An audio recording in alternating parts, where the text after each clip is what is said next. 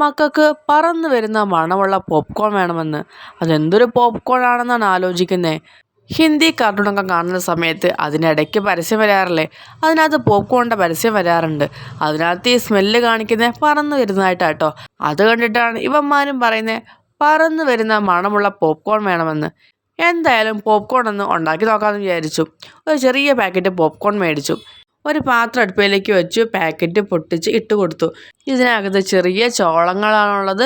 പിന്നെ ഓയിൽ പോലത്തെ ഒരു ദ്രാവകവും ഉണ്ട്. ഇനി നമുക്ക് നോക്കാം ഇത് എത്രമാത്രം വലുതായിട്ട് വരുമെന്ന്. ഞാൻ ലോ ഫ്ലെയിമിലാണ് വെച്ചേക്കുന്നത്. 1 മിനിറ്റ് കഴിഞ്ഞപ്പോൾ തന്നെ പോപ്കോണൊക്കെ റെഡിയായി വരാൻ വേണ്ടി തുടങ്ങിയിട്ടുണ്ട്. എനിക്കിത് കണ്ടപ്പോൾ തോന്നിയത് മൊട്ട് വിരിഞ്ഞ് പെട്ടെന്ന് പൂവാകുന്ന പോലെയാട്ടോ. മക്കൾ സൈഡിൽ തന്നെ നിൽപ്പുണ്ട്. ഇനി അവരൊന്ന് കാണിച്ചെടുക്കാമെന്ന് വിചാരിച്ചിട്ട് ഞാൻ അടപ്പൊന്ന് തുറന്നതാണ്. അപ്പോഴേക്കും ഒന്ന് പൊട്ടിത്തെറിച്ച് താഴെ പോയി. 3-4 മിനിറ്റ് കൊണ്ട് ചോളങ്ങളെല്ലാം പോപ്കോണായിട്ട് മാറിയിട്ടുണ്ട്. ഇനിയും 2-3 അവിടെ എവിടെയായിട്ട് മാറാനുണ്ട്. ഇനിയും ഇട്ടാൽ കരിഞ്ഞു പോകുമെന്ന് വിചാരിച്ചിട്ട് ഞാൻ ഫ്ലെയിം ഓഫ് ചെയ്തു. പോപ്കോണിന് പറന്ന് വരുന്ന മണമൊന്നുമില്ല.